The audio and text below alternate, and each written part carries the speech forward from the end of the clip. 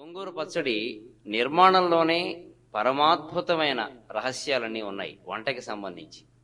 ఆకుకూరను తెచ్చి పీకి పాకము పెట్టి దొరగా వేయించు నోరచూపు. అక్కడ దొరదొరగా గోంగూర వేయిస్తూ పక్క గదిలోకి ఓరచూపు విసురుతూ ఉంటే అప్పటికి భర్త గారు సిద్ధమవుతాడు ఆ పచ్చడికి తగినట్టుగా భోజనం చేయడానికి తన మనస్సును సంసిద్ధపరచుకుని. ఆకుకూరను తెచ్చి పీకి పాకము పెట్టి దొరగా వేయించు నోరచూపు.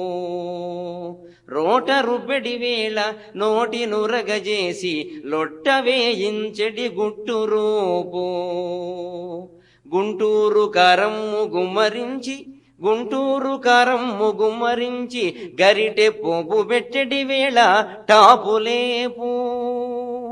గోంగూర పచ్చడికి గుంటూరు కారం వేస్తేనే చాలా అద్భుతంగా ఆరోగ్యప్రదంగా కూడా ఉంటుంది. ఆ పోపు పెట్టి గరిటె పోపు అంటారు ప్రత్యేకంగా. ఆ తరహా పోపు పెడితే ఆ పోపు నిజంగా టాపు లేపినట్టే ఉంటుంది.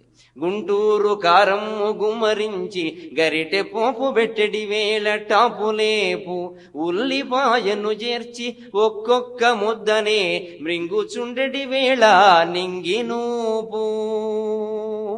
తెలుగు కవులకు పద్యాల తెలివినిచ్చు తెలుగు వారికి నిలువెల్ల వెలుగునిచ్చు.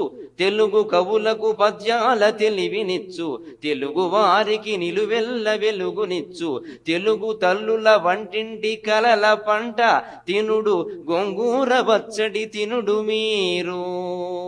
తినుడు గోంగూర పచ్చడి తినుడు మీరు.